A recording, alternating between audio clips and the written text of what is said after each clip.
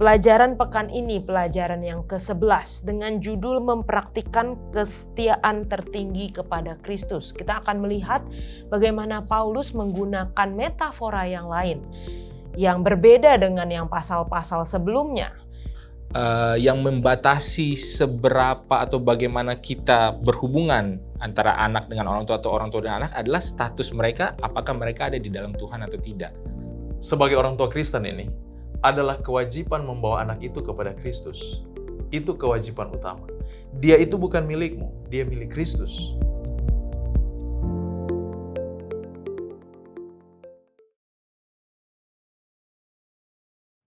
Selamat datang di diskusi Sekolah Sabat, diskusi pembelajaran Alkitab yang mendalam untuk menguatkan iman kepercayaan kepada Tuhan. Tanpa terasa kita sudah memasuki bulan September.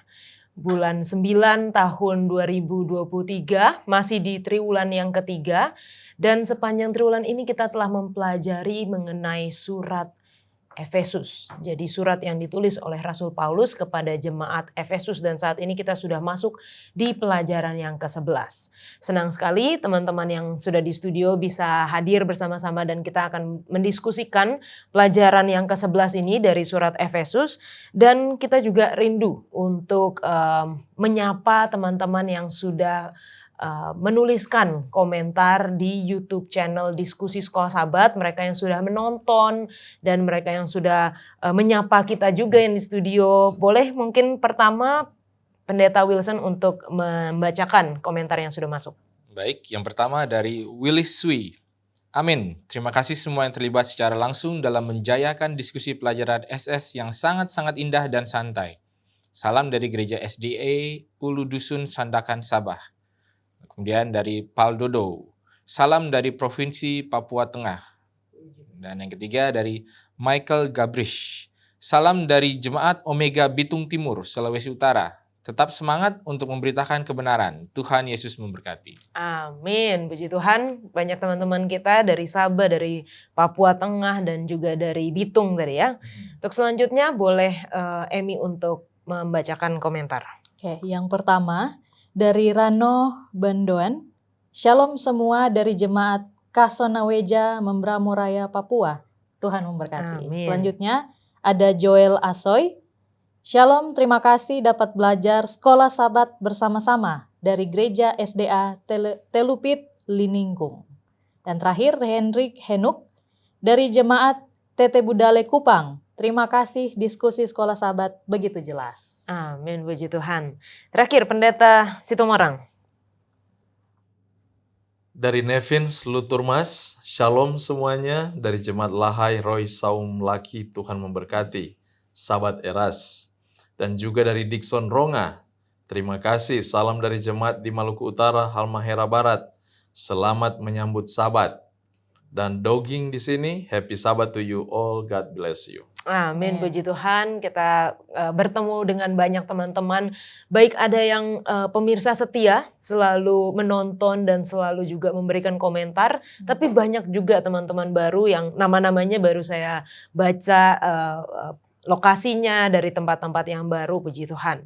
Dan seperti biasanya kami juga menawarkan buku Sekolah Sabat seperti yang ada di tangan saya ini. Jika Anda rindu untuk belajar bersama, walaupun kita saat ini sudah di pelajaran akhir ya, tapi masih ada beberapa buku yang dapat kami kirimkan kepada Anda yang rindu untuk belajar, dan kami akan kirimkan secara cuma-cuma atau gratis ke tempat Anda masing-masing. Jadi segera hubungi nomor call center Hope Channel Indonesia dan katakan saya ingin memiliki buku Sekolah Sabat. Sepanjang pelajaran pekan ini pelajaran yang ke-11 dengan judul mempraktikkan kesetiaan tertinggi kepada Kristus. Kita akan melihat bagaimana Paulus menggunakan metafora yang lain yang berbeda dengan yang pasal-pasal sebelumnya. Paulus menggunakan contoh hubungan antara orang tua dan anak dan juga tuan dan hamba untuk memperlihatkan pelajaran kesetiaan tertinggi kita bukan kepada siapapun tetapi hanya kepada Kristus.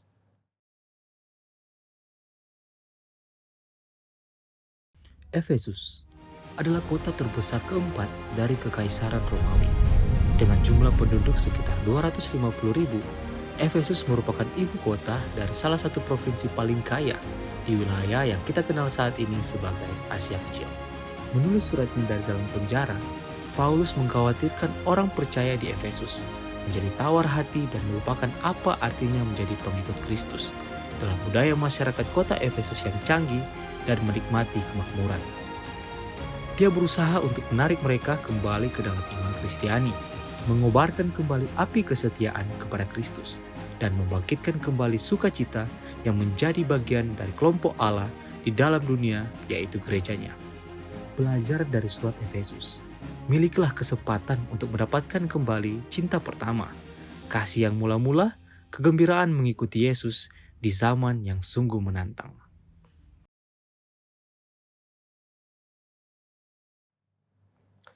Pelajaran ke-11 dengan judul mempraktekkan kesetiaan tertinggi kepada Kristus.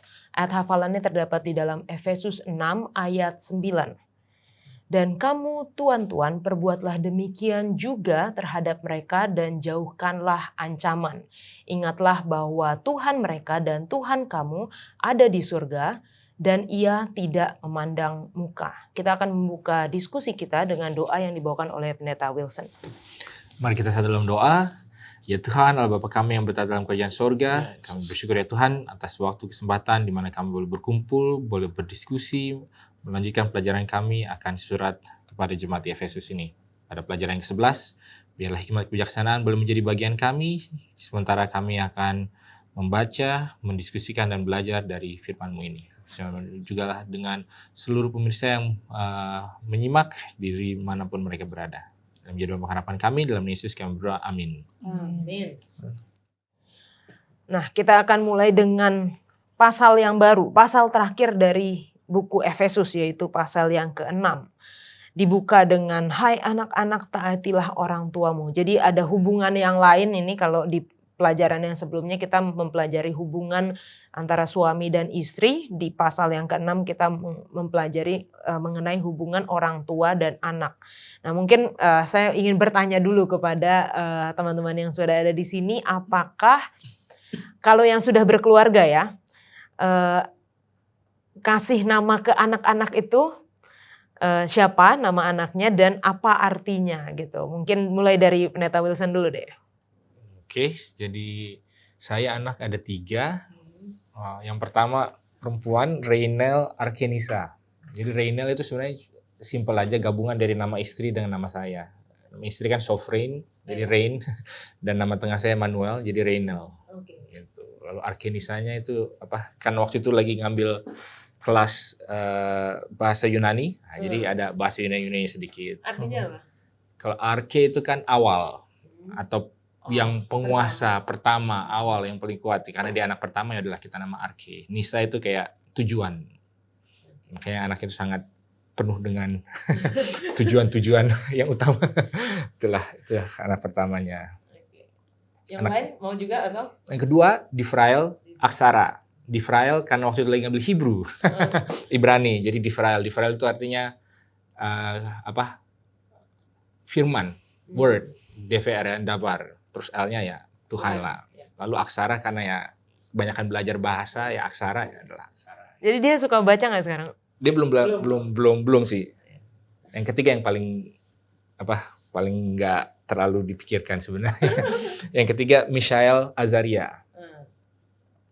Waktu dari nama Alkitab kan. Tapi setelah dinamain baru kita pikir, oh Mishael Azaria, oh kurang satu lagi, Hananya. Padahal waktu namain tuh nggak kepikir bahwa 2 nama itu connect. Yeah. Tapi pas dipikir, wah ya.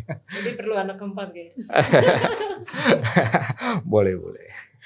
Oke, kalau Pendeta Situmorang. Saya memiliki 4 orang anak. Yang pertama, ketepatan dia lahir hari Sabat. Jadi saya gunakan juga bahasa Ibrani, Yom Elohim. Jadi saya singkat jadi Yomel. Okay. Ya, dengan bahasa nama Latinnya saya ambil Elfrado. Biar ada LL-nya. Ya. Jadi itu anak laki-laki yang saya gunakan. Yang kedua Whitney, ada kebersamaan, Ashley. Saya senang untuk menggunakan nama mereka biar mudah untuk diingat. Jadi akhiran Y semua. Ashley, Whitney yang nomor 2, Ashley nomor 3, dan yang keempat itu Courtney. Oke. Terima kasih pendeta. Nah ini belum berkeluarga, belum punya anak, tapi ada nggak kalau misalnya kepikir gitu, kalau misalnya punya anak mau kasih nama apa? Baru terpikir satu sih Kak. Iya. Iya. Jadi aku kepikiran kayaknya mau kasih nama ada Agape-nya. Karena aku pikir kalau ambil nama Agape, pertama jadi harapan juga untuk anak itu kan mengasihi tanpa seperti Yesus. Dan kalau seandainya pun tidak berharap seperti itu, tapi kalau seandainya dia tidak sanggup lakukan itu, setidaknya aku bisa bilang kamu Agape itu. Kamu adalah bukti dari Agape itu. Maksudnya seperti itu sih. Baru seperti itu. Oke, puji Tuhan. Terima kasih sudah men-share ya. Mungkin teman-teman yang nonton jadi ada, saya mau kasih nama itu juga, jangan-jangan. Oke, nah kita kan belajar mengenai nasihat kepada, kalau kemarin ada tentang suami dan istri, kalau sekarang ada tentang orang tua dan anak, dan tuan dan hamba. Nah mungkin apa sih maksud dari pasal ini gitu, secara garis besar dulu. Mungkin Pendeta Situmorang silakan. Untuk garis besar dari pasal ini, sebenarnya dia langsung mengamarkan sehubungan dengan kondisi. Jadi amaran Paulus sehubungan kondisi di masa itu, di mana para orang tua, dan ingat ketika Injil masuk di Yunani, di dalam pemahaman kekafiran, kasta itu kuat. Dan tidak bisa kita pungkiri, apalagi di timur, itu untuk laki-laki, untuk pemimpin, atau tuan itu, sama dengan nanti kita masuk sebentar dengan kata kurios atau kurioi yang dijadikan, yang Paulus bermain kata di situ, artinya tuan atau sir, yang sering itu lebih merujuk kepada memerintah dengan kasar. Jadi seolah-olah di dalam konteks berpikir mereka, seorang pemimpin itu harus watak dan kasar seperti itu.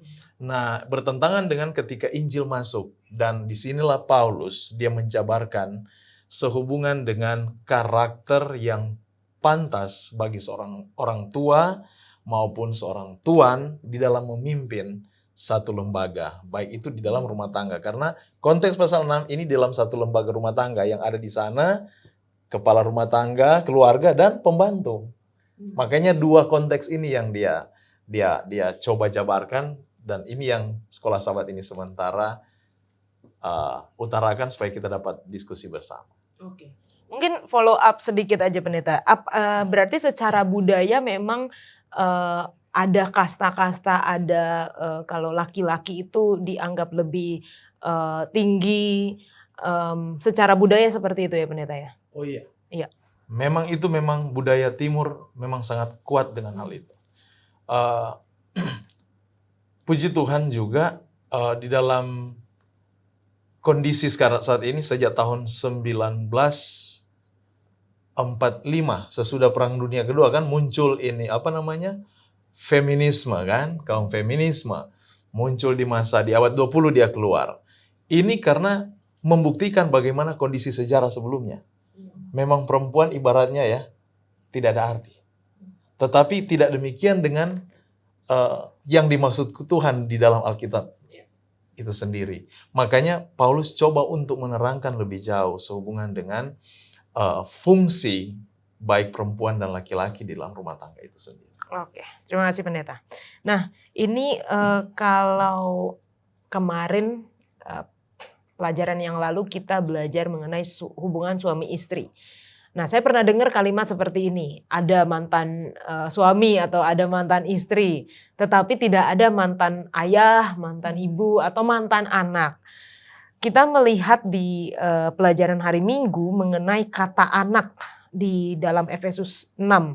Nah, apakah yang ditulis di dalam Alkitab ini memang anak dalam arti hubungan, ya selamanya kamu akan jadi anak gitu, mau kamu sudah umur berapa saja, atau seperti kalau sekarang ini kan ada dia sweet 17, atau misalnya dia sudah umur 21 dia sudah dianggap dewasa gitu. Menurut Emi bagaimana? Aku kutip aja sih Kak dari buku Sekolah Sahabat di sini. Kan di sini dibilang kata anak-anak yang dimaksud bahasa Yunaninya tatekna atau dapat merujuk pada berbagai usia. Nah mungkin kalau lebih jelasnya mungkin pendeta yang belajar bisa bantu jelaskan. Oke, Pendeta Wilson. Kalau di sini sih saya melihatnya bahwa tekna itu memang adalah sesuatu yang bersifat status. Jadi terserah anaknya mau usia berapa, tapi paling tidak hubungannya di dalam hierarki itu adalah ya ini yang ayah, orang tua, dan ini yang anak. Jadi berbicara kepada yang menjadi hubungan bersifat anak. Karena kalau mau dibilang anak-anak yang anak kecil yang merujuk pada usia, itu ada kata yang lain, yaitu paidia. Atau itu dari akar kata dari pediatrik gitu kan. Jadi kan dokter anak-anak pediatrik. Jadi memang itu kalau merujuk kepada usia atau anak-anak kecil, itu menggunakan kata yang lain. Jadi kalau di sini tekna mungkin lebih kepada ya karena dia statusnya adalah anak. Berarti ada suatu relasi, power relation yang karena dia anak dengan orang tua, bagaimana dia harus berelasi. Itu tidak mengenal usia. Jadi mau dia sudah tua, masih kecil atau tapi karena status yang bersifat ontologikal atau bersifat karena memang keberadaannya, itu akan dalam tanda kutip kekal gitu. Ya mungkin seperti itu sehingga ya makanya tadi kalau dibilang tidak ada mantan anak, tidak ada mantan orang tua ya karena ya anak itu lahir dari orang tua dan orang tua memperanakan anak. Itu suatu hubungan yang tidak bisa dibatalkan dan bukan suatu hubungan yang masuk karena ada suatu perjanjian. Ya kan? Sehingga yaudahlah kita selesaikan perjanjian ini makanya hubungan ini selesai, kan nggak begitu. Jadi dalam sisi itu ya bersifat permanen. Berarti yang di dalam Efesus 6 ini memang pendeta itu ditujukan untuk anak sebagai status ya pendeta ya. Dan artinya walaupun dia orang tua, dia sudah memperanakan, dia juga sebagai anak karena dia mempunyai orang tua, begitu ya pendeta ya. Iya. Oke. Nah, kita baca di ayat yang pertama, hai anak-anak, artinya semua anak-anak yang umur berapapun itu, taatilah orang tuamu di dalam Tuhan karena haruslah demikian. Nah, di dalam Tuhan ini seperti apa? Mungkin bisa dari pengertian Emi, di dalam Tuhan ini seperti apa? Oke, jadi di dalam Tuhan ini kan kalau kita baca juga di dalam Yohanes ya Kak. Ya. Yohanes 1 ayat 1, Tuhan itu juga kan adalah, Tuhan atau Allah itu adalah firman itu sendiri. Artinya harus menaati orang tua berdasarkan firman yang ada. Nah, contoh mungkin kalau dari ada beberapa pengalaman teman, ada yang sering cerita begini.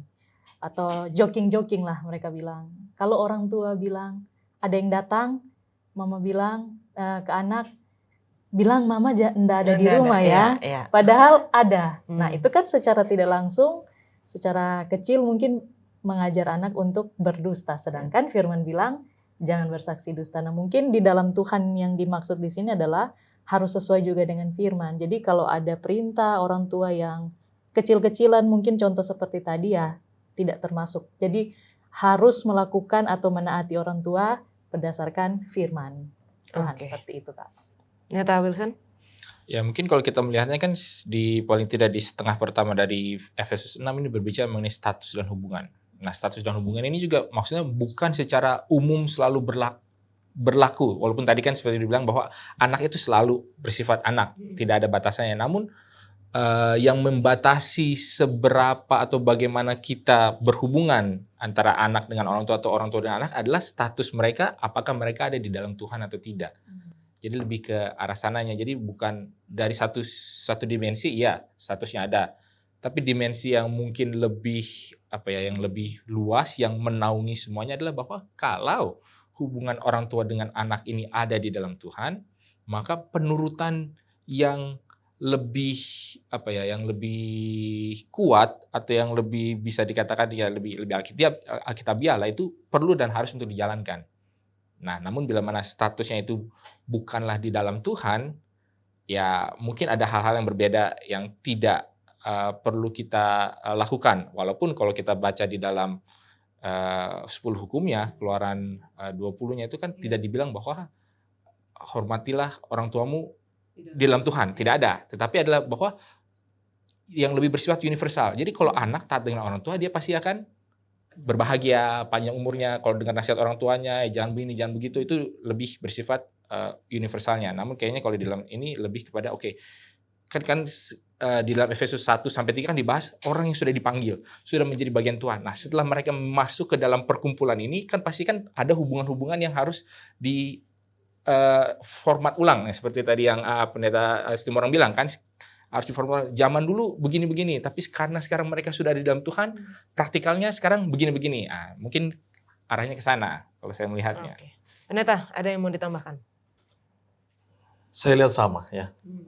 Untuk masalah untuk kata status di dalam pasal 6 ini sehubungan dengan kondisi anak dan orang tua. Jadi sebenarnya tidak ada yang beda. Pemahaman yang sudah disampaikan tadi saya pikir clear itu untuk dapat kita mengerti sehubungan dengan gambaran di dalam Efesus pasal 6 ini.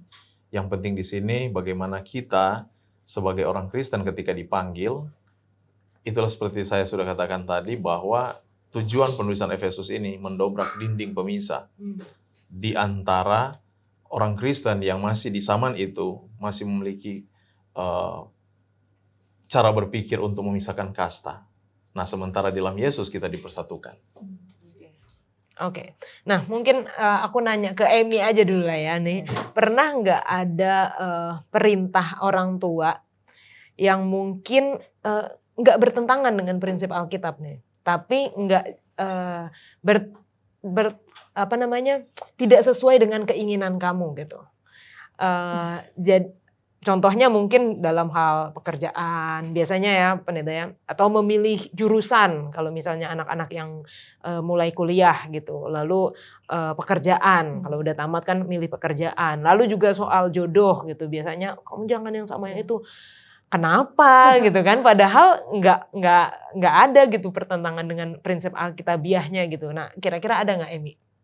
Pernah sih Kak. Pernah ya. Iya. Terus pengalamannya gimana? Boleh cerita nggak? Jadi tentu saja. Nggak usah detail. Iya. Jadi awal-awal sih memang rasa memberontak itu ada. Gitu. Jadi nggak setuju. Rasanya ingin kalau boleh bikin yang aku mau ya aku mau kan.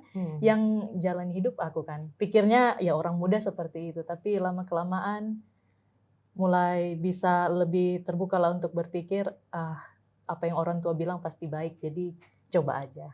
Diikutin gitu ya? Iya. Oke. Kalau pendeta Wilson ada nggak pengalaman seperti itu? Ya pasti ada lah, karena kan tapi kalau saya sih melihatnya bahwa semua orang itu diberikan kebebasan untuk memilih. Nah, orang tua bisa memilih untuk menganjurkan sesuatu, tapi anak pun juga bisa memilih untuk mendengar atau tidak. Jadi lebih kepada anaknya ini mendengar dulu atau enggak. Dalam arti bukan begini, dalam arti ketika dia mengambil keputusan, apakah input daripada orang tuanya itu didengar atau tidak. Walaupun setelah didengar belum tentu juga dilakukan sesuai dengan orang tua yang mau, tapi paling tidak inputnya itu dimasuk, udah didengar, lalu diproses. Nah setelah itu ya terserah anak, bukan terserah lah, maksudnya kan ini semua konteksnya di dalam Tuhan lah tentunya kan, apalagi tadi kan Yola bilang juga ini bukan sesuatu yang bersifat prinsip atau dosa apa.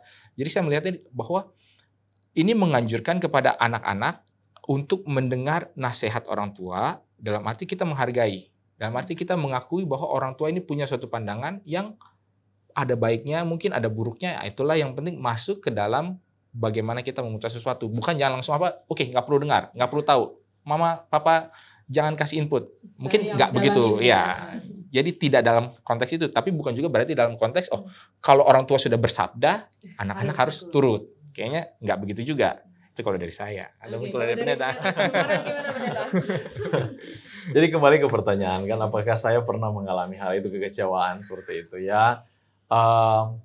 Saya juga pernah mengalami hal itu, malah ketepatan juga ya orang tua saya sudah tidak ada dua-duanya, jadi mereka. Tetapi di dalam hal ini saya mengerti, sewaktu itu saya belum mengerti, tapi lama-kelamaan saya mulai mengerti. Semakin saya besar, saya sendiri sadari dan akhirnya ketika saya berumah tangga saya praktekkan itu. Bahwa kita anak itu hanya titipan ke orang tua. Jadi orang tua itu, sebagai orang tua Kristen ini, adalah kewajiban membawa anak itu kepada Kristus. Itu kewajiban utama. Dia itu bukan milikmu, dia milik Kristus. Engkau hanya, jadi kalau bilang kita bicara kepada, ini anak, itu karunia. Itu pemberian. Ya kan? Itu anak. Tidak ada mereka katakan, oh dikaruniai seorang istri. Yang paling umum bahasanya dikaruniai seorang anak. Betul tidak? Jadi itu kita menyadari bahwa itu bukan hasil dari upaya suami istri. Tapi itu adalah hasil Tuhan. Dan di sini saya mengerti ketika apa yang ditanyakan Yola pernah mengalami hal itu, ya saya waktu itu memang seperti Emi katakan tadi, sedikit memberontak. Dan saya memang berontak waktu itu. Seperti tidak kebebasan. Kamu harus menjadi A, kamu harus menjadi B, dan C, dan sebagainya. Di dalam keinginan orang tua. Nah, sementara saya berpikir di mana kebebasan saya untuk memilih melakukan sesuatu, ya kan?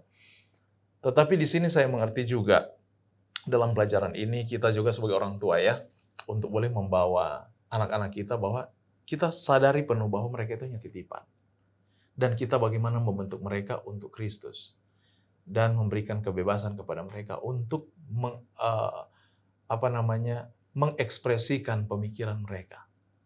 Apa yang Tuhan karuniakan dalam pikiran mereka itu. Oke. Thank you Pendeta untuk jawabannya. Nah teman-teman, jangan kemana-mana karena kita akan lanjutkan diskusi kita setelah yang satu ini.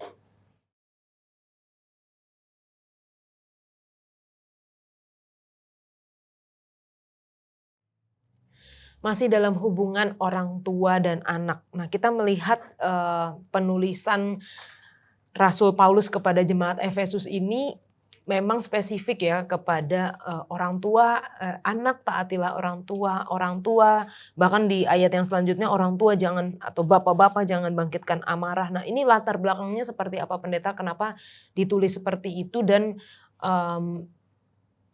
aplikasinya di zaman sekarang mungkin ya Pendeta? Apakah sama gitu kondisi anak-anak dan orang tua di zaman Paulus dengan yang di saat ini?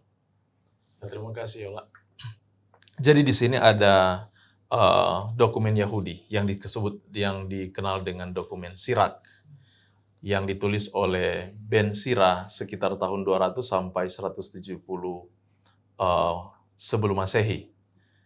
Di sana dicatat bahwa di zaman itu, untuk latar belakang mereka di masa orang-orang Yahudi, dan ini sepertinya berakar ya, jangankan sampai di zaman Paulus, tahun 80-an saja, ketepatan saya lahir tahun 80-an ya, 81, saya merasakan bagaimana tindakan orang tua terhadap anak berbeda dengan era 2000 tahun ke sini, dari tahun 2000 ke sini. Itu jauh banget. Nah, di catatan dokumen Sira ini dia katakan begini, dia yang mencintai putranya akan sering mencambuknya. Manjakan seorang anak, dia akan meneror Anda.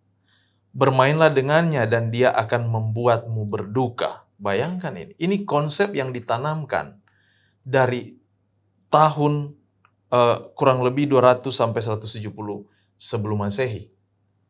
Di mana sebenarnya jangan sampai ada kelonggaran antara hubungan ayah dengan anak. Makanya jangan heran kitab Maleaki sendiri, buka kita dengan kitab Maleaki. Coba perhatikan, Maleaki sendiri mencatat sehubungan dengan roh Elia di akhir zaman. Dia katakan di sana, supaya orang tua kembali kepada anak-anak mereka. Coba perhatikan di dalam Maleaki pasal 4 ayat yang ke-5 dan 6. Kita mulai. Sesungguhnya aku akan mengutus Nabi Elia kepadamu menjelang datangnya hari Tuhan yang besar dan dahsyat itu. Maka ia akan membuat hati bapa-bapa berbalik kepada anak-anaknya. Dan hati anak-anak kepada bapa-bapanya. Supaya jangan aku datang memukul bumi sehingga musnah. Perhatikan. Permasalahan dari abad ini. Konsep berpikir yang ditanamkan untuk masyarakat di saat itu. Di mana seorang ayah itu kalau berbicara wibawa, dia tidak boleh ada kelonggaran dengan anak. Tidak ada kebebasan. Nah, ini sesuai dengan Sirak 30 yang dicatat oleh Ben Sirah, seorang penulis, mungkin dapat dikatakan juga seperti seorang sejarawan di masa itu. Dia katakan, disiplinkanlah anakmu dan jadikanlah kuknya berat supaya kamu tidak tersinggung oleh ketidakberdayaannya. Bayangkan. Ini bahasa penindasan terhadap anak-anak. Dan ini menjadi bukan hanya bagi orang non-Yahudi yang mempraktekkan penindasan terhadap anak, tetapi orang Yahudi sendiri yang disebut umat Allah melakukan hal yang sama. Jadi tidak heran ketika firman ini muncul untuk memperhatikan anak-anak. Jadi itu yang bisa saya utarakan sehubungan dengan latar belakang kondisi sosial atau masyarakat di masa itu antara hubungan ayah dan hubungan anak. Mungkin demikian. Oke. Jadi Paulus memang membuka atau mendobrak ya tadi seperti yang pendeta katakan, tembok-tembok pemisah yang seharusnya tidak seperti itu hubungan antara ayah dan anak, walaupun tetap harus mentaati orang tua dan juga di satu sisi lalu hormati ayah dan ibumu, lalu di satu sisi bapak-bapak jangan bangkitkan amarah dalam hati anak-anakmu. Nah, kita melihat ada satu janji yang familiar ya di sini ya, di dalam Efesus 6, supaya kamu berbahagia dan panjang umurmu di bumi. Ayat yang ketiga ditulis, dan itu kita sering dengar tadi sudah dikatakan Keluaran 20. Hormatilah ayahmu dan ibumu supaya lanjut umurmu di tanah yang diberikan kepadamu. Menurut Alkitab, kita tidak meragukan lah ya janji Alkitab bahwa ini benar akan terjadi. Tapi apakah orang-orang yang panjang umur sampai sekarang itu, apakah karena mereka menghormati dan menuruti taat kepada orang tuanya, Pendeta Wilson?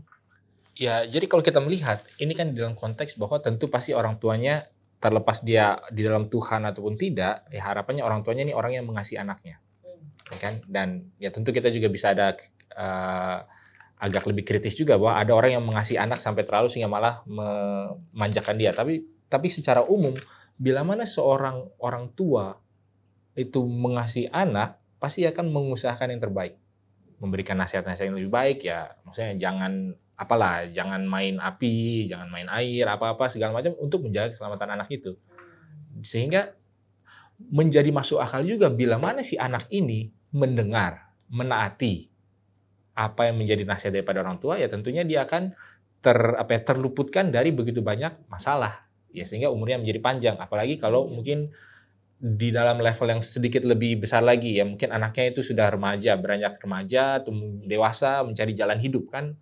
Ya orang tua kan pasti sudah lebih tahu apa segala, oh jangan begini, jangan jaga pergaulan, apa segala macam, jangan ambil jurusan ini karena jurusan ini udah mau mati gitu kan. Apa segala macam, tapi anak nggak mau, saya mau ini ya. Kan itu kan jadi sehingga tidak mengikuti nasihat orang tua.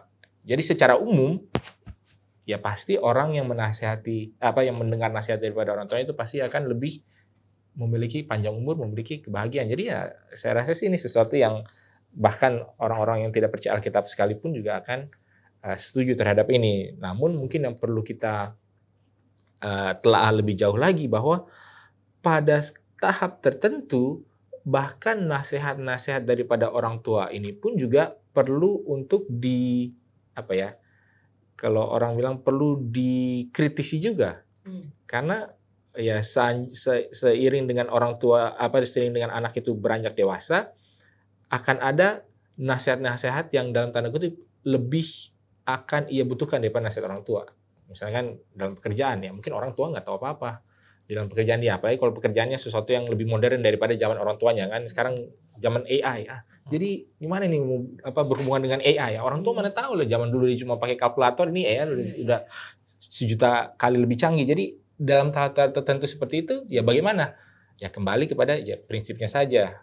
Bahwa ya pasti orang tua menginginkan yang terbaik, tapi anak-anak juga ya harus menghormati, jangan tidak menghiraukan orang tuanya, mungkin seperti itu. Oke. Nah kalau kita lanjut lagi di ayat yang keempat nih, dan kamu bapak-bapak janganlah bangkitkan amarah di dalam hati anak-anakmu gitu. Kenapa yang ditulis di dalam Alkitab hanya kepada bapak, padahal ada ibu juga kalau sebagai orang tua gitu kan? Gimana Emi? Kalau ini mungkin saya kurang mendalami ya Kak, mungkin pendeta boleh bantu. Tapi kalau Emi biasanya bapak atau ibu yang lebih dekat dengan Emi? Kalau aku sih ya puji Tuhan dekat dua-dua sih. Dekat Kak. Dua-duanya ya. Iya, jadi kalau untuk ayat 4 ini aku belum terlalu mengerti kenapa hanya bapak-bapak, kenapa ibu nggak ditulis. Gitu. Karena mungkin kalau tadi yang pendeta sudah jelaskan, latar belakangnya memang ayah itu harus lebih keras kepada anak-anaknya gitu ya. Tapi mungkin ada nggak yang lain pendeta? Kenapa bapak-bapak aja? Kalau sekarang artinya ibu-ibu boleh membangkitkan amarah anak-anaknya. Di zaman Paulus kita harus tahu bahwa otoritas ayah lah yang terutama untuk anak, bukan otoritas ibu. Itu budaya di masa itu. Makanya di sini dia catat bapak-bapak, karena memang otoritas tertinggi itu jadi hak sepenuhnya untuk mendidik anak itu adalah seorang ayah, bukan ibu. Apalagi kalau anak itu laki-laki. Itu dia. Jadi otoritas, ya kalau kita bicara otoritas artinya kekuasaan penuh. Iya kan? Di zaman itu memang seorang ayah yang paling dominan untuk masa depan anak ini. Makanya itu yang saya katakan sampai muncul beberapa komentar yang ada sehubungan dengan masa itu, keadaan-keadaan orang tua, hubungan antara ayah. Itu melatar belakangi sampai ayat ini juga keluar. Mengapa bapak yang dipakai bukan ibunya. Tapi saya ingat juga bahwa kayak dulu di zaman Musa kan waktu dia diangkat dari sungai, dari air itu ibunya yang mengasuh dan istilahnya mengajarkan gitu ya ke Musa. Lalu kalau kita dengar-dengar Yesus gitu, Tuhan Yesus diajarkan oleh ibunya gitu. Apakah peran ibu dan ayah di zaman dulu gimana dalam mendidik anak, Pendeta Wilson? Kalau di dalam ayatnya Amsal 1 ayat 8 dikatakan, hai anak-anak, dengarkanlah didikan ayahmu dan jangan menyia-nyiakan ajaran ibumu. Jadi mungkin kalau memberikan instruksi, memberikan pengajaran ya tentu dua-duanya. Tapi yang perlu kita pahami ya sejalan dengan apa yang Pendeta Simorang katakan adalah bahwa ada yang bisa kita bilang sebagai forward facing yang tampak di luar. Yang tampak di luar itu memang adalah ayah.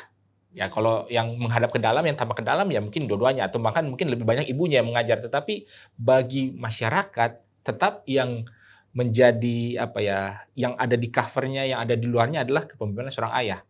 Seperti juga ya sebenarnya ini ya kalau bahasa yang gender ini mungkin kalau zaman sekarang kita akan menginterpretasikan semua ketika Alkitab mengatakan anak-anak kan sebenarnya kalau dalam bahasa Inggrisnya kan sons. Yeah. Berarti kan yang anak-anak putri-putri daughters kan enggak dua. Jadi mungkin enggak gitu juga, tapi memang pada saat itu untuk merujuk kepada keseluruhan ya memang bahasanya lebih bahasa yang lebih laki-laki gitu. Apakah man gitu. Kalau gitu bukan man, ganti semua jadi human karena harus yang gender neutral. Kita enggak begitu juga. Tapi paling tidak secara yang terbersit secara publik, secara umum ya mau tidak mau ya seperti itu. Walaupun pasti artinya juga bukan hanya bapak-bapak, tapi semuanya juga. Karena kalau enggak, berarti kan janji itu hanya kepada sons. Berarti kalau yang cewek-cewek enggak mendapatkan janji itu kan, bagimu diberikan kuasa untuk menjadi the sons of God. Ya kan, anak-anak putra Allah. Lalu yang cewek-cewek gimana? Kan enggak begitu juga. Tapi paling tidak di dalam hal ini kita melihat hubungan status gitu kan ya, orang tua dengan anak. Dalam hal ini ya pendidikan dari orang tua ke anak ini direpresentasikan oleh yang bapak. Oke. Nah ini mungkin masih satu pertanyaan lagi, masih tentang anak-anak. Di ayat yang selanjutnya, masih ayat 4 maksudnya. Didiklah mereka dalam ajaran dan nasihat Tuhan. Itu seperti apa? Bagaimana dengan ayat-ayat di Alkitab seperti contohnya Amsal 13 ayat 24, Amsal 23 13-14.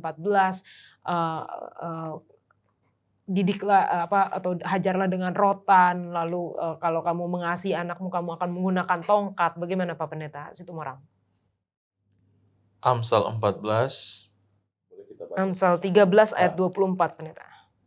Amsal 13 ayat 24.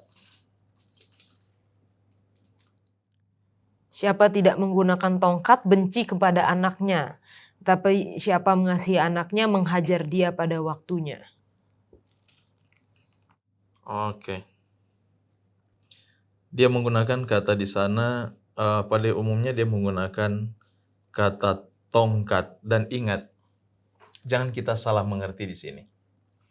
Di dalam penggunaan bahasa Yunani untuk kata tongkat atau di dalam bahasa Ibrani maksud saya, bukan Yunani, untuk kata shebet itu tongkat bukan untuk pakai cambuk.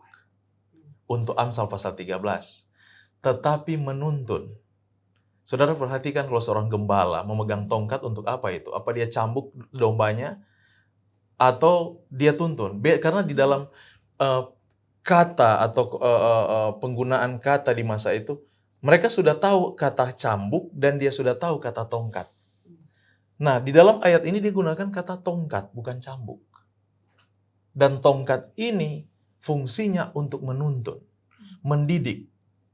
Dari kata disciple jadi kata disiplin.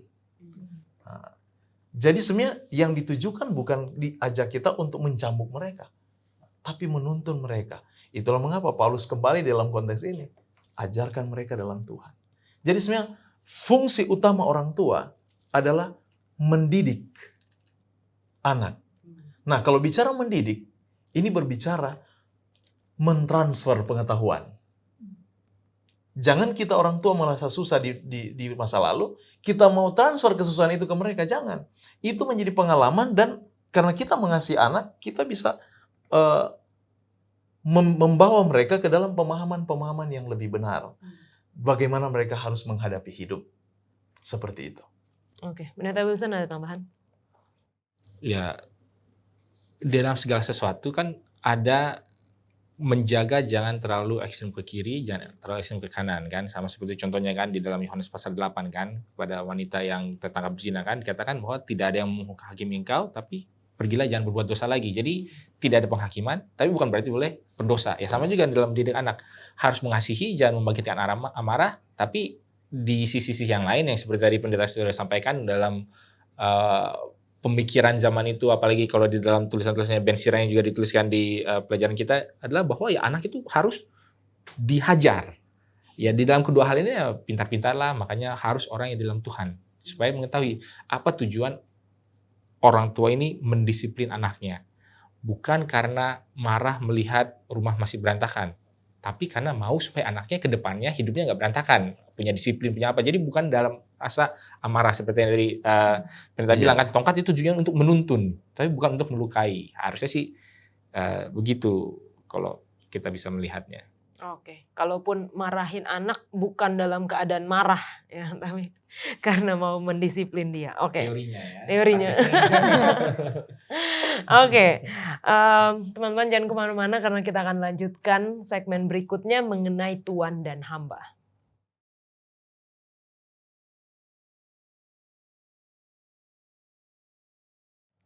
Kita lanjutkan pelajaran kita.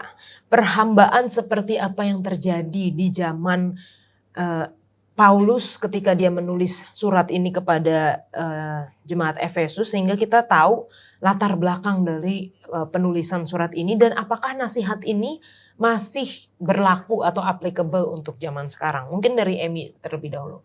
Kalau dari perhambaan mungkin tadi dari pendeta sudah jelaskan sangat jelas ya Kak. Dan kalau dari yang saya mengerti dari penjelasan tadi, tuan dan hamba itu kan punya otoritas penuh. Jadi kalau sekarang mungkin lebih ke kalau tuan dan hamba sekarang kan udah nggak ada yang punya otoritas penuh tapi udah terikat perjanjian atau seperti itu. Tapi mungkin dari pelajaran-pelajaran cara kita memperlakukan tuan atau dalam sekarang atasan kita mungkin masih bisa kita terapkan di sekarang ini. Sekalipun situasinya tidak sama, tapi saya percaya Alkitab itu kan bisa kita terapkan maksudnya bisa aplikatif ke semua bidang. Mungkin itu Kak. Oke. Pendeta Situmorang? Latar belakang pendeta. Latar belakang di masa Paulus, makanya di sini digunakan kata doulos. Untuk doulos bisa jadi servant atau hamba, juga lebih kasarnya dia jadi budak. Mengapa doulos diterjemahkan dalam dua strata? Kenapa? Karena perilaku hamba di kota dengan hamba desa beda. Kalau hamba desa lebih kepada perbudakan. Karena kenapa? Saudara bayangkan orang miskin terus dia punya hamba. memang diperbudak itu. Nah, kalau di perkotaan, dia tidak mau begitu. Dia mau hambanya itu harus sekolah. Seperti itu. Harus berpendidikan.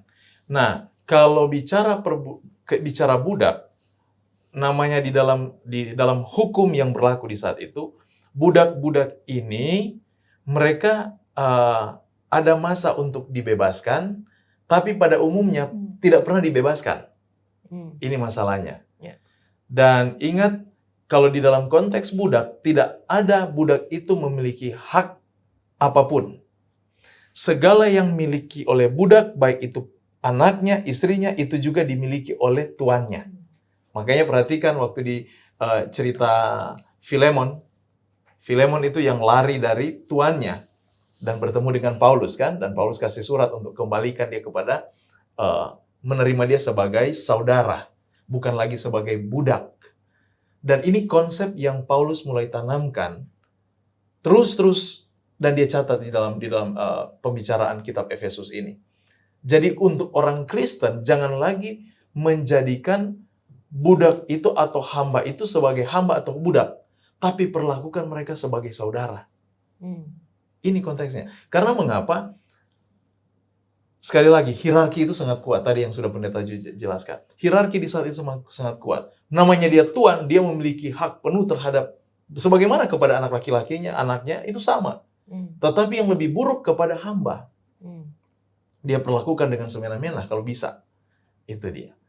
Nah, di dalam penggunaan kata, kembali saya katakan penggunaan kata doulos, karena latar belakang itu, yang satu bilang servant, yang satu bilang slave, karena di mana dia berada, doulos itu berada, apakah di kota atau di desa. Sehingga perlakuan itu jadi berbeda.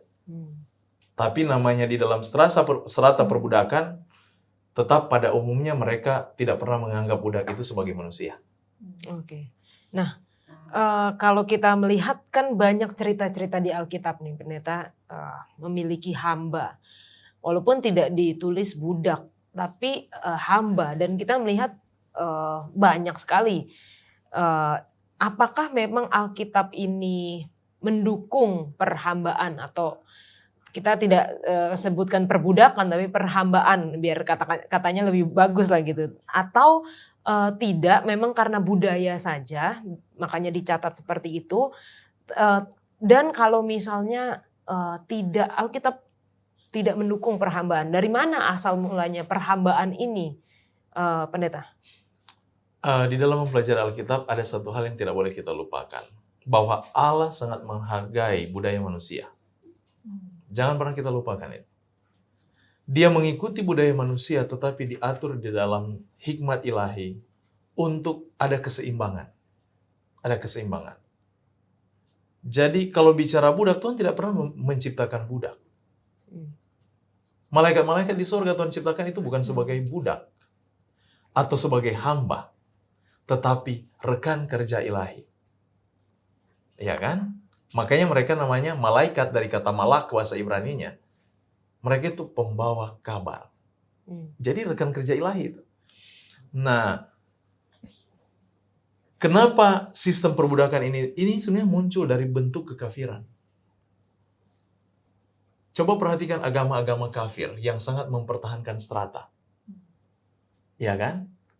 Ini budaya yang sudah berlangsung begitu lama. Dan saya percaya muncul bentuk-bentuk ini ketika Kejadian pasal 6 memunculkan kata di mana anak manusia dan anak-anak Allah bersatu. Dalam konteks seperti yang sudah kita pernah bahas, bahwa anak-anak manusia ini adalah keturunan si Kain yang berontak kepada Tuhan, yang bergabung dengan anak-anak keturunannya siapa namanya? Adam, Set, keturunan Set kan? Dan ini berkembang terus. Dan ini menjadi budaya. Budaya manusia. Dan dari latar belakang inilah semua cerita ini berkembang terus sampai di masa Paulus. Pun mungkin di masa sekarang ini. Lihat aja, ada orang-orang tertentu ya, begitu dia tahu ini adalah orang kerja, perhatikan secara psikolog dia punya treatment kepada orang yang disebut pembantu. Ya kan? Dan saya pikir juga ini dampak dari dosa. Ya. Oke. mata prejudis kita kan berjalan. Oke. Pendeta Wilson ada yang mau ditambahkan? Ya, mungkin kalau ditanya apakah Alkitab itu mendukung perbudakan, pertanyaannya adalah kalau tidak ada perbudakan atau perhambaan, apa solusinya? Karena kan biasanya kalau di dalam kenapa seseorang itu menjadi budak kan biasanya kalau bukan karena peperangan dan dikalahkan ya, tapi karena kan memang dia berhutang. Ya. Ya ini dalam ya Imamat 25 ayat 39, apabila saudaramu jatuh miskin di antaramu sehingga menyerahkan dirinya kepadamu, janganlah memperbudak dia. Sebagai orang upahan dan sebagai pendatang, ia harus tinggal di antaramu. Jadi maksudnya salah satu cara bagaimana supaya orang ini tetap bisa bertahan hidup sementara dia berhutang tidak punya apa-apa lagi adalah dengan ya masuk tinggal di tempat situan itu. Karena kalau enggak solusinya apa? Jadi biarin aja di luar gitu, di pinggir jalan, nggak ada makanan, nggak ada apa. Akhirnya terpaksa harus memperhambakan diri. Namun yang penting adalah bagaimana keperhambaan itu dilakukan. Nah, jadi kan karena seperti yang kita lihat juga di dalam kembali kepada poin yang Paulus coba untuk sampaikan mengenai mendobrak, mengenai status adalah Paulus di sini tidak mencoba untuk mengadakan revolusi. Ya. Oh, semua hamba-hamba, oh ayo bersatulah gitu kan kayak yang dilakukan oleh Karl Marx gitu kan. Semua proletat bersatulah melawan borjuis gitu. Enggak begitu. Tetapi bahkan di dalam sistem yang ada, bagaimana itu supaya bisa direformasi. Jadi bukan revolusi yang diinginkan oleh Paulus, tapi bagaimana itu mereformasi pikiran ya kan seperti kan dalam Roma 12 kan karena itu diperbaharui oleh pembaharuan budimu. Nah, itu jadi pembaharuan budi ini yang penting. Jadi bagaimana seorang hamba itu diperlakukan dan bagaimana seorang hamba melihat dirinya dan juga melihat tuannya. Begitu juga dan bagaimana seorang tuan melihat hambanya dan juga melihat dirinya. Apa sih yang menjadi hak saya kepada hamba ini? Lalu kemudian dari hamba, apa sih yang menjadi hak dan kewajiban saya terhadap tuan saya? Itulah yang perlu diberikan suatu dimasuki dengan ya Injil gitulah, sehingga ya kamu yang tadinya adalah budak seperti tadi pendeta Situmorang bilang ya dalam kisah Onesimus dengan Filemon, yang tadinya adalah budak yang kabur, yang ketika dia balik harusnya malah dihukum, tapi enggak, baliklah, terima dia sebagai seorang saudara. Tapi apakah tetap dalam status perbudakan atau enggak? Ya mungkin kalau dalam kasus itu mungkin sudah tidak lagi ya, tapi di sisi lain di dalam Korintus Paulus mengatakan ya kalau kamu ada dalam perhambaan ya ikutlah Tuhan dalam perhambaan, jangan mau berevolusi dan berhenti menjadi hamba, jangan melawan. Enggak, walaupun ada juga klausul yang bilang, tapi kalau kamu bisa keluar dari perhambaan itu, ya keluar aja nggak apa-apa. Tapi bukanlah, karena sekarang saya ada di dalam Tuhan, bukan lagi hamba, makanya saya tidak mau lagi diperhamba. Enggak, bukan begitu yang Paulus coba untuk sampaikan di sini. Gitu. Jadi supaya tidak ada, bukan tujuannya bukan buat mengabolish perbudakan, tapi bagaimana itu supaya bisa dilaksanakan dengan lebih baik. Oke, dan ini walaupun kita tidak ada hamba atau budak lagi zaman sekarang, kita tentunya masih pekerjaan ada tingkatan-tingkatannya di mana kita punya atasan, dia sebagai istilahnya tuannya gitu, lalu kita sebagai pekerja maka kita menjadi hambanya gitu. Nah, bagaimana nasihat Paulus ini relate dengan zaman sekarang? Mungkin langsung ke Pendeta Wilson aja. Ya, mungkin ya seperti yang saya sudah sampaikan adalah bahwa orang itu perlu tahu identitasnya itu sebagai apa. Dia itu bukanlah anak, dia itu bukanlah orang tua, dia bukanlah suami, dia bukanlah istri, dia bukanlah hamba, dia bukanlah Tuhan, tapi dia itu adalah apa? Dia adalah pengikut Allah. Itulah sebagai identitas yang paling utama yang Paulus coba untuk, kalau dalam hierarki identitas kan biasanya saya seorang laki-laki, saya seorang tuan, itu yang paling atas. Enggak, itulah yang Paulus coba untuk gantikan. Yang di paling atasnya adalah kamu adalah pengikut Allah. Oleh karena itu, yang mengendalikan bagaimana kamu berbuat sebagai seorang Tuhan adalah yaitu tadi pengikut Tuhannya. Sebagai seorang anak adalah yaitu tadi pengikut Tuhannya. Sebagai seorang bapak, sebagai apapun yang mengontrol praktikal dia sebagai kehidupan secara nyatanya dia sebagai apa adalah identitas bahwa dia adalah pengikut Tuhan. Dan itulah yang sebenarnya sudah disampaikan secara panjang lebar di dalam pasal 1-3 dan di pasal 4-5-6 inilah secara prakteknya bagaimana untuk dilakukan. Begitu juga dalam soal perhambaan, soal pekerjaan, dan seterusnya. Nah, itulah yang sebenarnya disampaikan di sini. Oke. Karena waktu kita yang terbatas, mungkin bisa dari masing-masing kesimpulan atau mungkin juga bisa aplikasi dari pelajaran kita mempraktekkan kesetiaan tertinggi kepada Kristus. Jadi bukan kepada Tuhan, bukan juga walaupun tetap menghormati atau mentaati orang tua, bukan juga kepada orang tua, tapi tadi Pendeta Wilson sudah katakan yang paling utama adalah pengikut Kristus, maka kita kesetiaan tertinggi kepada Kristus. Oke. Kalau dari aku sih Kak, aku paling senang ayat Kolose 3:23.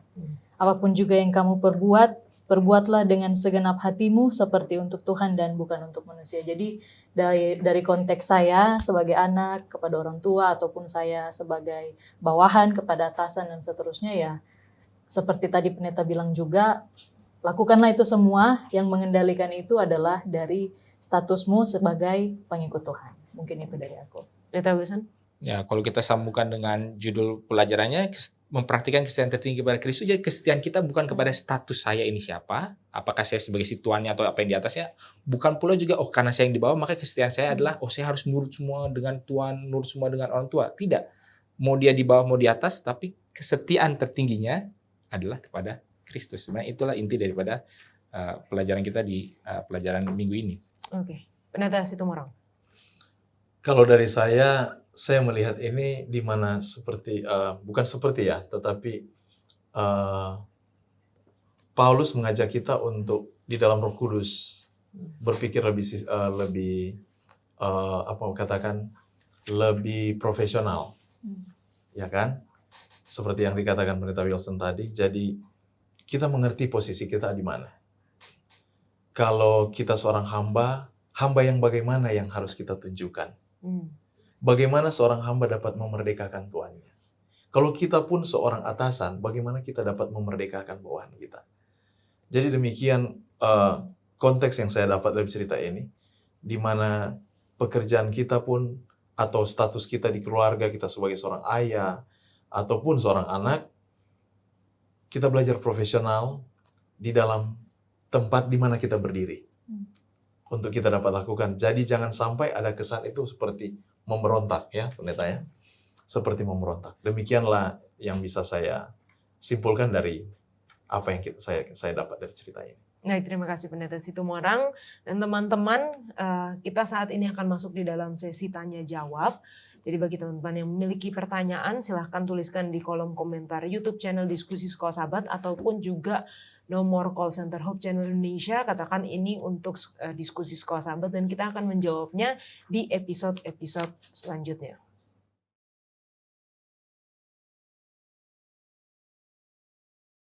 Ya teman-teman, kita saat ini sudah dalam sesi tanya jawab Diskusi Sekolah Sahabat, dan tentunya pertanyaan dari teman-teman yang telah dituliskan di kolom komentar YouTube channel Diskusi Sekolah Sahabat ataupun melalui WhatsApp dari nomor call center Hope Channel Indonesia akan kita bahas bersama dengan Pendeta Alberto Tulalesi. Terima kasih Pendeta untuk waktunya.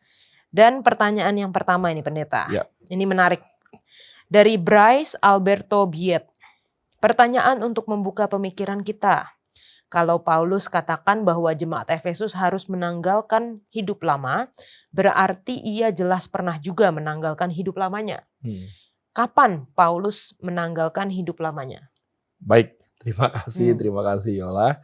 Jadi memang para pemirsa Hope Channel Indonesia yang kami kasihi, kita tahu bersama ya bagaimana Paulus seorang yang luar biasa, dia otaknya sangat brilian, dia sangat cerdas dan karirnya juga sangat luar biasa. Dan kita pengen tahu apa sih latar belakang Paulus ini ya. Saya mau dulu tolong Yola baca dalam Kisah Para Rasul 26 ayat 5. Oke. Kisah 26 ayat 5. Sudah lama mereka mengenal aku dan sekiranya mereka mau, mereka dapat memberi kesaksian bahwa aku telah hidup sebagai seorang Farisi menurut mazhab yang paling keras dalam agama kita. Jadi luar biasa. Jadi Paulus ini dia hidup dari golongan orang Farisi tapi dari mazhab yang paling keras. Ini betul-betul mazhab yang paling fanatik. Dan ini kita lihat ya, kalau di wilayah timur, kita adalah bahagian dari, di dunia ini kita bahagian dari belahan timur.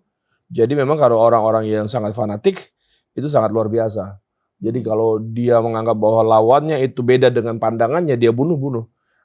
Kita lihat bagaimana kehidupan Paulus ya.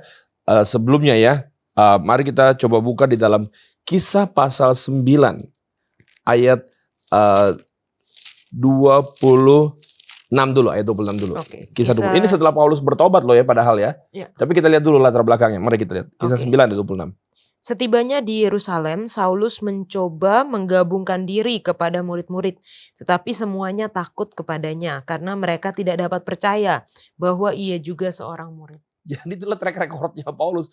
Paulus tuh ditakutin banget. Ini dari Ya. mazhab yang paling keras. Nah, ayat 20 coba boleh baca di dalam ayat 21. Ayat 21. Dari kisah pasal 9. Semua orang yang mendengar hal itu heran dan berkata, bukankah dia ini yang di Yerusalem mau membinasakan barang siapa yang memanggil nama Yesus ini? Dan bukankah ia datang ke sini dengan maksud untuk menangkap dan membawa mereka ke hadapan imam-imam kepala? Nah, itu dia ya. Jadi inilah sosok Paulus dengan profilnya dia digambarkan oleh Alkitab ya.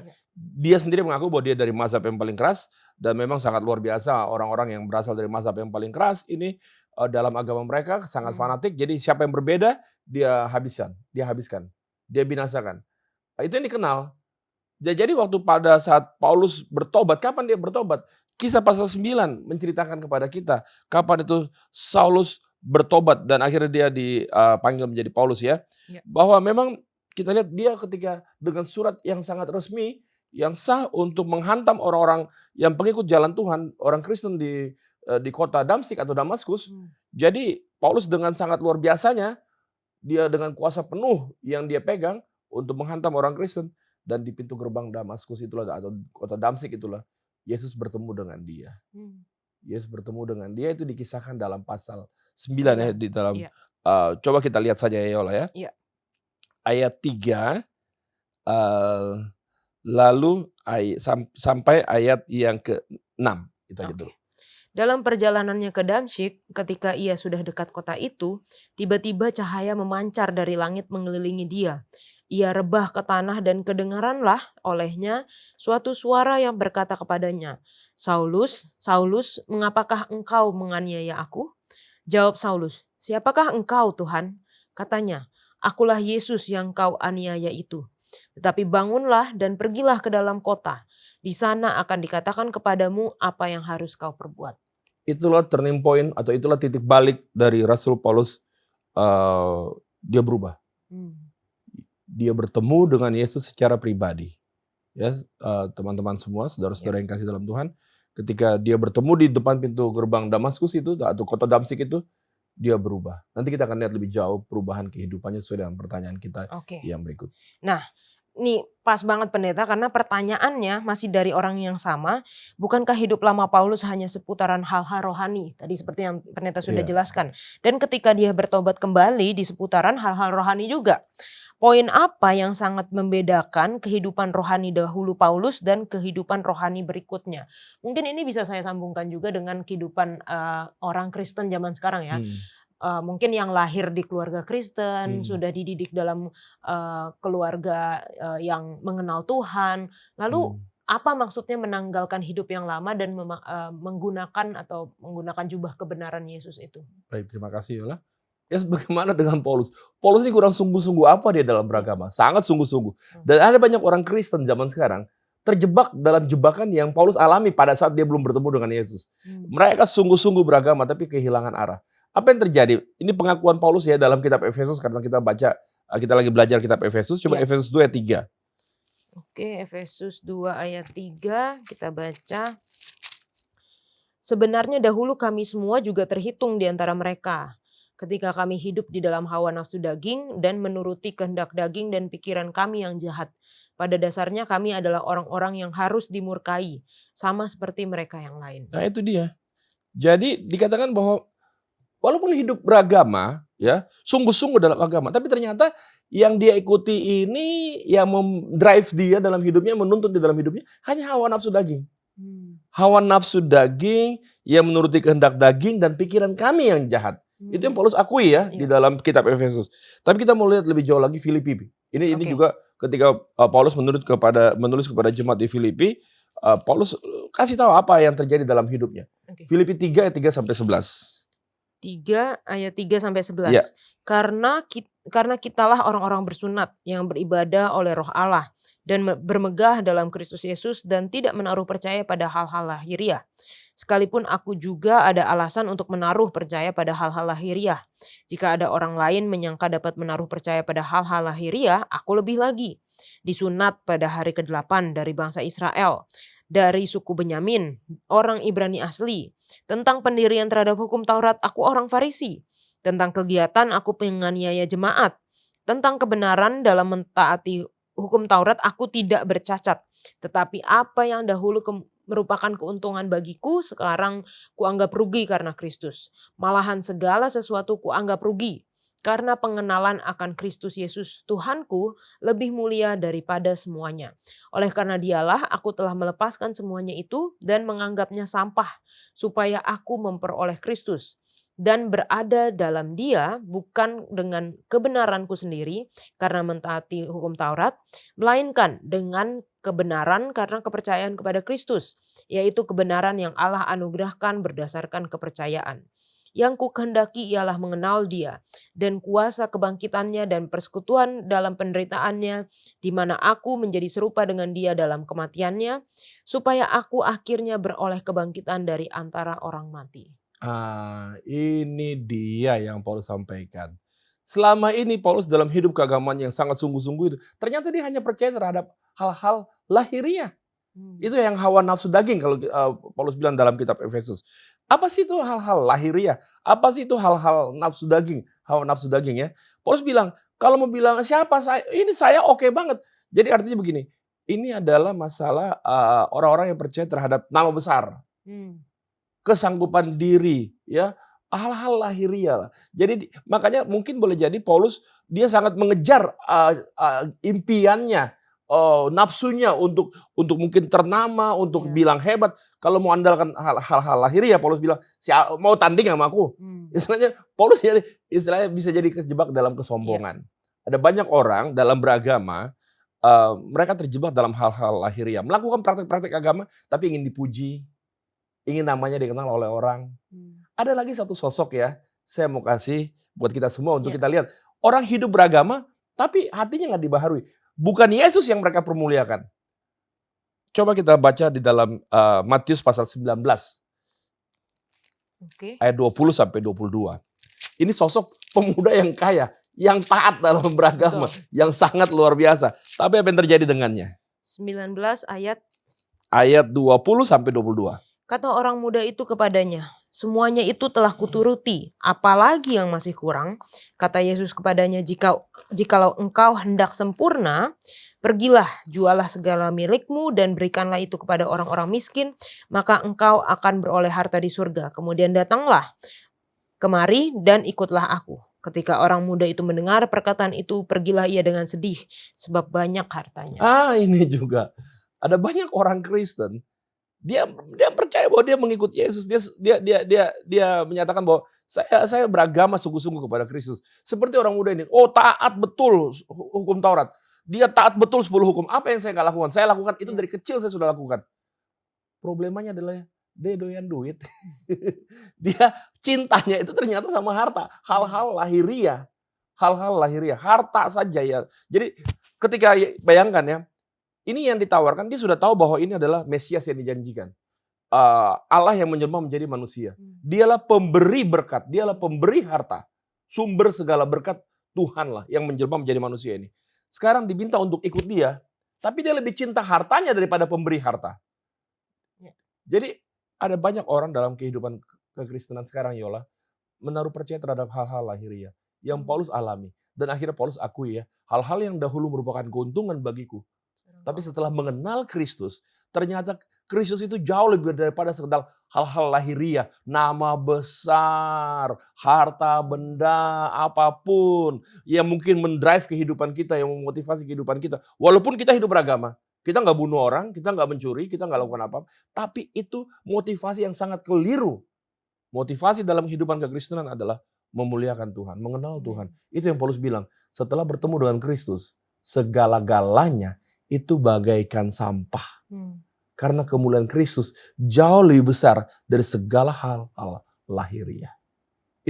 Itulah yang kenapa Paulus bilang dia bertobat. Betul. Terima Terima kasih Pendeta. Dan ini menjadi pelajaran bagi kita semua ya, bukan hanya berarti cuma orang kaya aja, bukan, tapi orang yang kadang kayak saya gini yang belum punya harta, tapi kalau diri yang dimuliakan masih sama ya, masih manusia lama. Oke. Mendrive dirinya adalah hanya untuk meninggikan diri. Ya.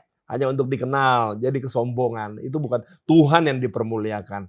Itulah jebakan iblis yang luar biasa bagi orang-orang yang sepertinya alim di dalam kehidupan keagamaan. Tapi ternyata bukan Kristus, bukan Tuhan yang dipermuliakan. Tapi ada yang mendrive dirinya.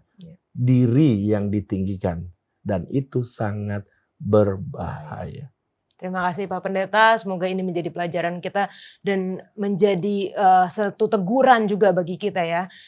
Teguran dari Tuhan untuk kita dapat berubah, kita dapat memohon Tuhan untuk memberikan kita kuasa untuk meninggalkan manusia lama dan memakai manusia baru. Amin. Supaya kita bisa bersedia untuk kedatangannya yang sudah tidak lama lagi. Kita akan kembali ke studio. Amin.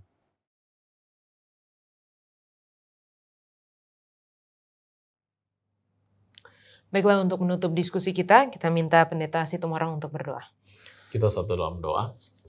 Kemuliaan dan pujian hormat bagi Engkau ya Allah kami, Allah yang kami panggil dalam nama Yesus Kristus. Terima kasih Tuhan untuk waktu yang indah Engkau berikan kepada kami. Kami boleh membahas akan sekolah Sabat ini. Dan juga mengerti memahami kehendak Tuhan. Ketika kami berlaku sebagai seorang ayah, seorang suami, ataupun seorang ibu, seorang istri, ataupun seorang anak. Dan maupun seorang hamba maupun tuan di dalam segala status sosial kami dalam pekerjaan sekalipun. Biarlah Tuhan Engkau meteraikan pelajaran dalam hati dan pikiran kami.